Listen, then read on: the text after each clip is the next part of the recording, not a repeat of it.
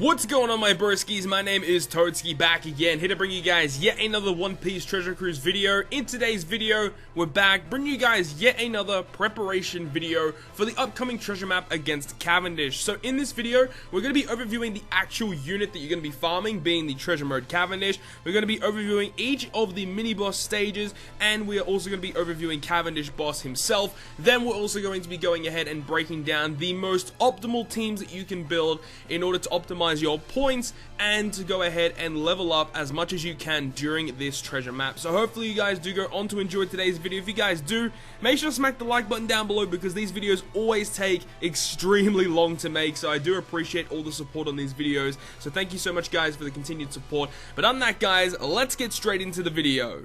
First thing is first, we're going to go ahead and break down the actual unit being treasure map Cavendish. Cavendish is a psi-driven slasher type character, and at max level at level 99 with max limit break.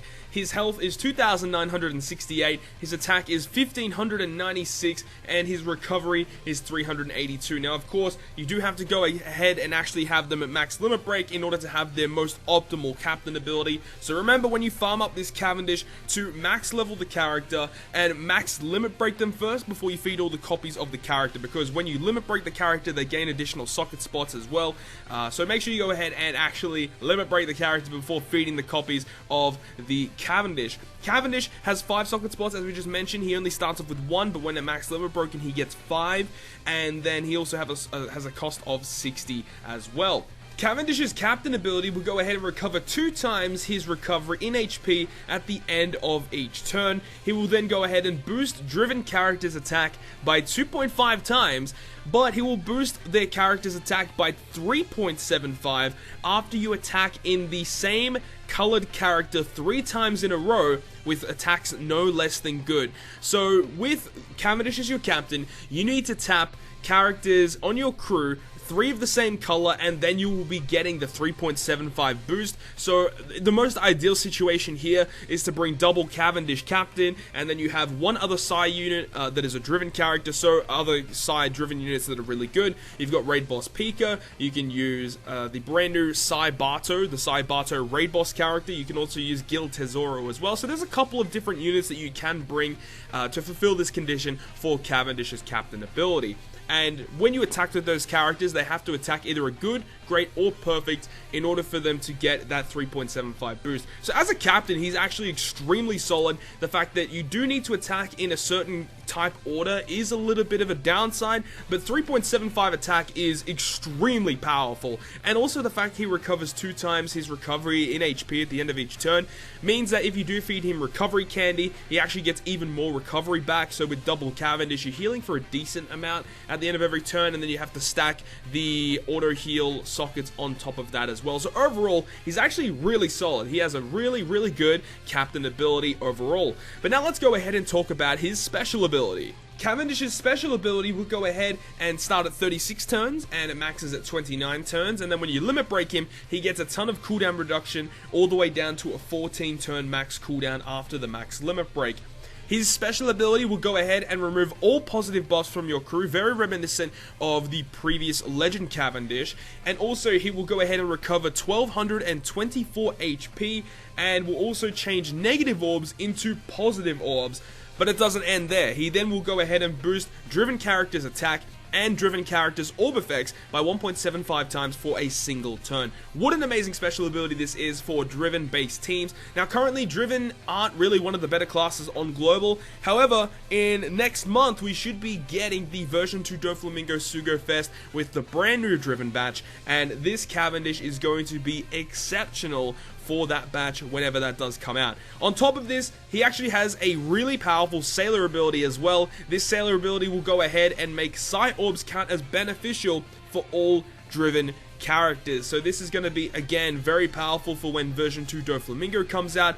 When version 2 Doflamingo comes out, Cavendish isn't really going to be used as a captain that much. However, as a sub on V2 Doflamingo teams, he is exceptional, allowing you to just use his special that can basically just clear a mini boss stage on a Colosseum, or he can just use it on the Colosseum boss, and it does a ton of damage to them. So overall, this is a must max character. Obviously, with all of the treasure map characters, you should be maxing all of them. So yeah, overall, he's a very, very powerful unit that you need to go ahead and try and farm out during this treasure map.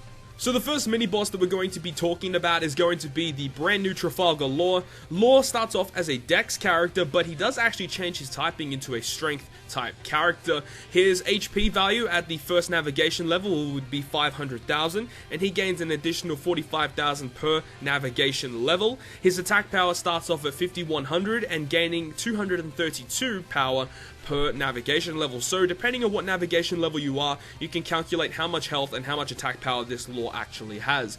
His preemptive attack will go ahead and, as we mentioned, change his typing into a strength type character, and he also will go ahead and swap your captain with one character in your middle row for 3 turns. Law doesn't do anything else for the rest of the fight except for when you kill him. When you do eventually knock out Law, he will actually go ahead and recover back all the way to 30% of his max health, and he will apply a 99% attack down to your crew for the next 2 turns. And ideally, I would suggest to you guys to take down this Law every single time you challenge the treasure map. This is one of those ones that you do have to take down. He's the most difficult ones of all of the bosses here. Law is the most trickiest one to beat. The fact that he does swap your captain means that you're not really going to have a very optimal team for this, and on top of that, when you do eventually take him down, he will go ahead and apply attack down to your crew. So you're going to have to be running specific characters for this specific fight. And at the end of this video, where we go through the team compositions, I'll suggest to you guys a team that is actually really good against the Law fight.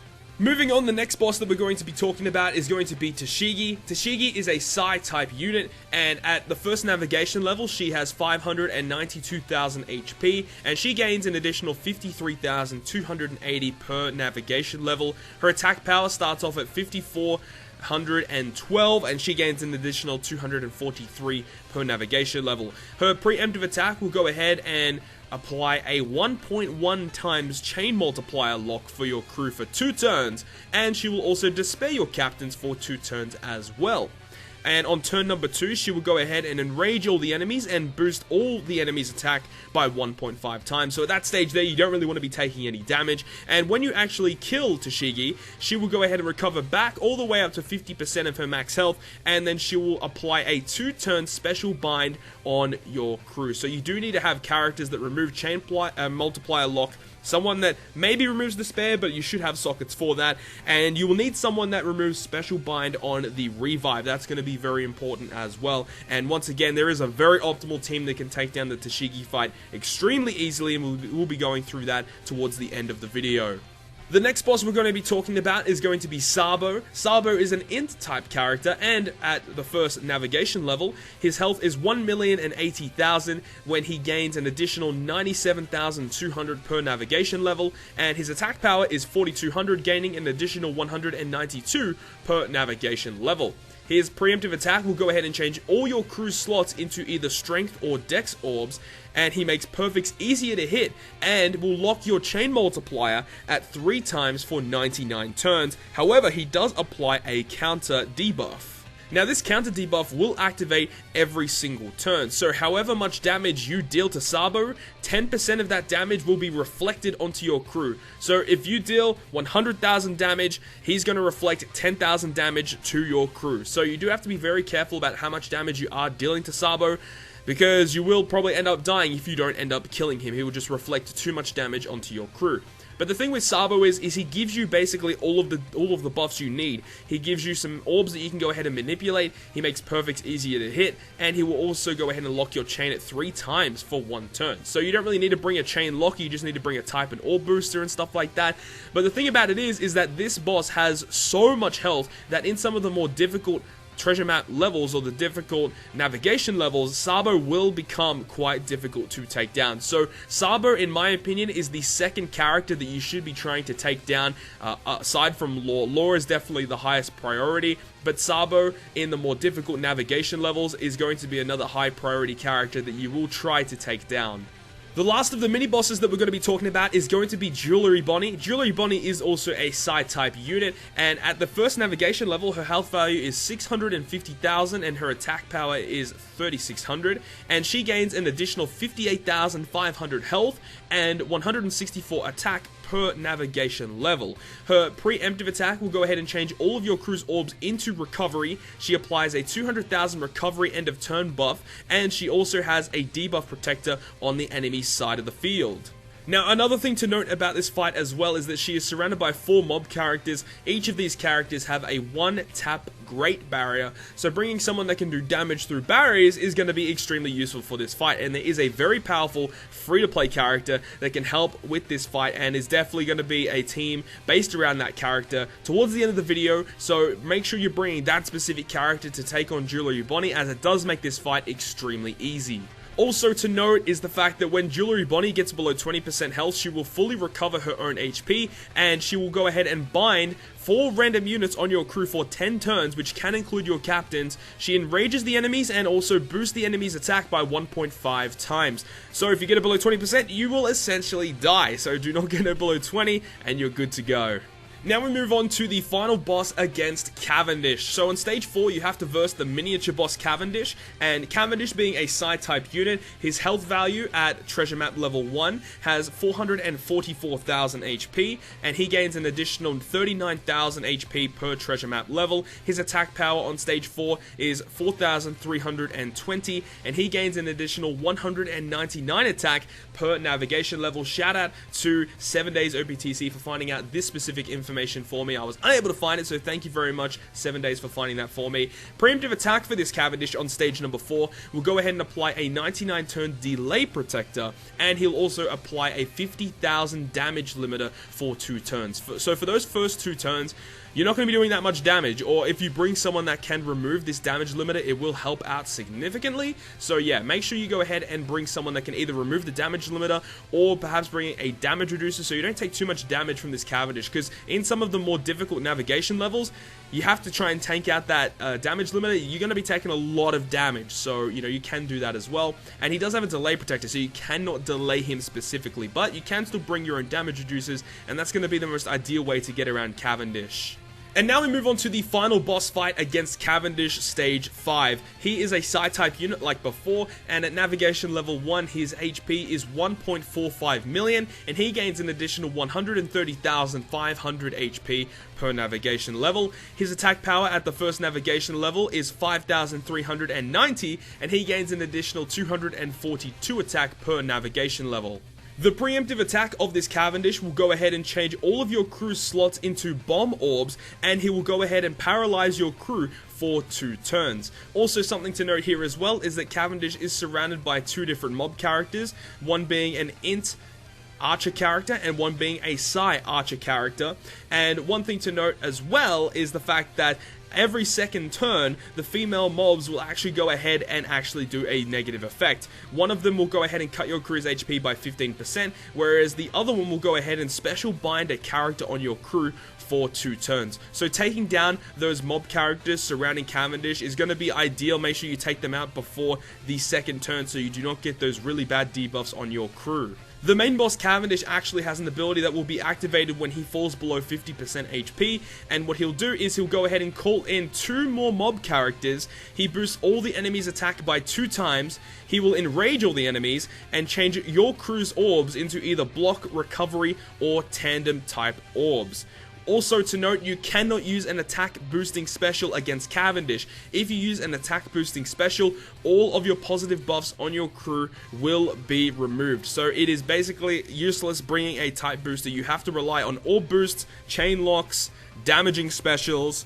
Conditional boosts are fine, you just cannot use an attack boost or a color boost, so make sure you can still bring the conditionals, just no color or class boost. So that is something you have to take into consideration when building your team against Cavendish. So now let's get into the optimal team compositions that you guys can possibly build in order to take on each of these fights. So we have the first one here against the Trafalgar Law. Now remember, I did suggest to you guys, make sure you are killing Law in the mid-map every single time you run this dungeon. This team specifically will be able to clear that Law dungeon when you kill him in the mid-map up until around about level 56, I think I calculated it to. This team will be able to kill it up until level 56. Past that point, you will not be able to kill him on the revive, so you'll have to rely on taking a hit with Bartolomeo, but that is quite fine. You still will be able to take him down reasonably easily from that point on. So the way that this team specifically works is on the first turn, you activate one Leo special and you attack and you kill him.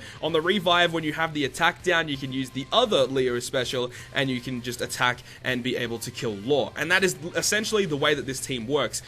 Another type of unit that can work in this situation here is the Raid or Neo Raid Sabo.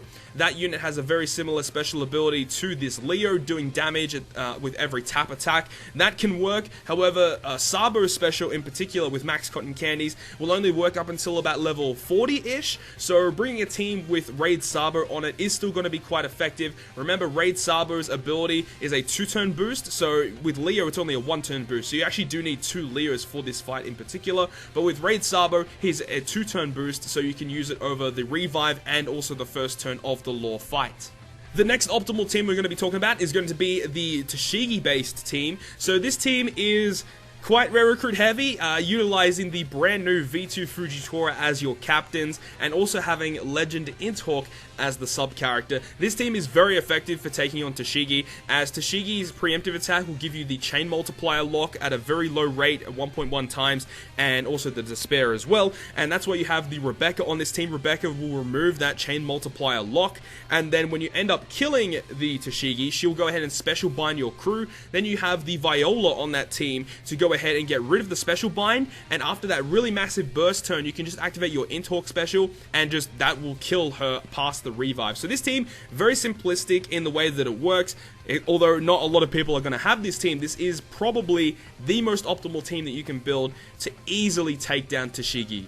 The next team we're going to be talking about is the Sabo-based team. So Sabo is the boss that gives you a ton of those buffs, the 3x chain lock, perfect's easy to hit, which just shuffles all your orbs into either strength or dex. So this team utilizes a full slasher burst team with a bunch of boosted characters. So with this team, when you use your Kinemon special, you want to give the orbs to your Zoro, the Squad, and also the Mihawk.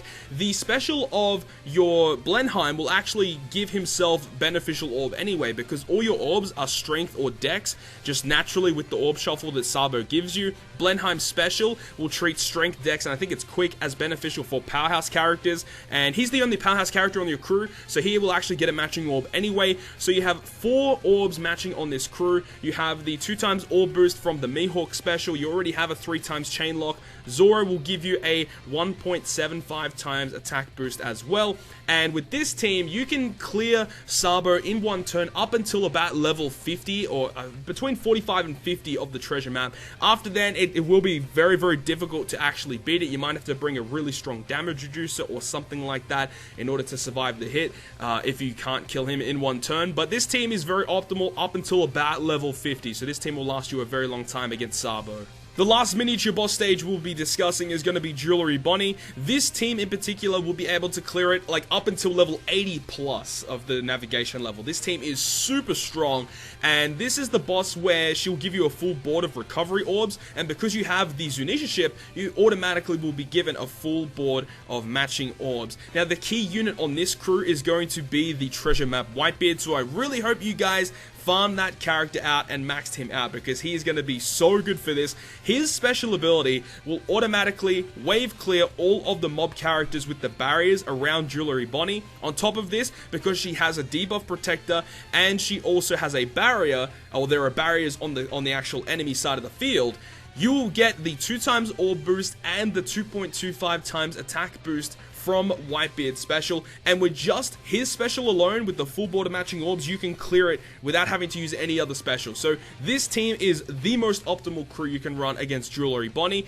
But now let's move on to the main boss fight against Cavendish. So against the final boss Cavendish, this is probably the most optimal team you can make. Now, you can probably switch out Kuma or Sabo. Those two units are just kind of filler at the moment. You can kind of swap and change between any of these other teams here or any of the other boosted characters on the trusty character list. However, with this team in particular, you really want to be using double V2 Rayleigh and the two massive point booster units in the Gladius and the Robin. So if we go back to the preemptive attack of Cavendish, he gives you a full board of bomb orbs and will go ahead and paralyze your crew for 2 turns. Gladius will go ahead and empty all your bomb orbs, and then depending on how many you emptied, does like 400 times his attack as damage AoE to all of the enemies. Then you've got Robin, who changes empty into matching and gets rid of the paralysis. And also, when you activate both of these specials together in Robin and Gladius, with the delay that Robin gives you, and also Gladius will apply a conditional boost, a 1.5 times delayed conditional boost for 2 turns. And you get a full board of orbs after this, and your health is reduced by 80%, which is the fulfilling the condition for the version 2 Rayleigh's optimal special ability. Then when you can use the Rayleigh special, you get literally every ability on his listing because you are under the 30% threshold. You get the damage, you get the orb boost, you get the chain lock, you get the damage reduction, and you get orb manipulation. Even though you get a full board of orbs anyway, it is whatever. You know, you still get all those really nice orbs and stuff like that. But then you can use Sabo or Kuma on the stage 4 fight, depending on what treasure map level you're on, what navigation level you're on. In the more difficult fights, you might want to switch out one of these point booster characters for a character like Neo Akainu, giving you color affinity for your int characters against the Psy Cavendish boss. That is definitely a really optimal decision to run, but this team will work for a very long time against the treasure map Cavendish, up until very high levels of navigation level. But yeah, this is the most optimal team to build for it. Not the easiest team to build, but it is probably the best way to go if you want to be farming all those points. And the last team here is just a team that you guys really should be aiming to build in order to take on the mid-map bosses, utilizing a Gladius captain with a friend Robin. So this team here gives you 2.25 attack to driven, 2.25 attack to cerebral, and then the rest of the characters on your crew are the highest point boosters you can get on this treasure map. So you've got just 3 cerebral characters and 3 driven characters on your crew. Both of the captains will boost 2.25 attack to either one of them, and this is probably the most optimal team you can build against the mid-map. You've got Squad and Akainu from the previous treasure map rare recruits, you know, Squad being a driven character. You've got Akainu, who is also a driven character. Gladius is driven, and then you've also got Robin, friend captain, with your own Robin as a sub. Double Robin can work, but that means you're only boosting cerebral, and there aren't that many high-tier trusty characters that are cerebral aside from Robin and Rayleigh. So I would suggest potentially just running this team in particular because you get a lot more well-rounded damage against the mid-boss levels. So that has been my complete breakdown of Treasure Map Cavendish, giving you guys the information on the character himself, giving you information on all of the stages of the bosses, and giving you the most optimal teams that you guys should be aiming to build in order to take on Treasure Map Cavendish. I really hope you guys have enjoyed this video, and if you guys did enjoy it, make sure to smack the like button down below, as this video did take an extremely long time to put together, so I would really appreciate it if you guys would support the video. And if you guys want to stay up to date with all the content I post on my channel, including more One Piece Treasure Cruise content, make sure to hit the subscribe button down below. But other than that, guys, I'll see you guys within the next video.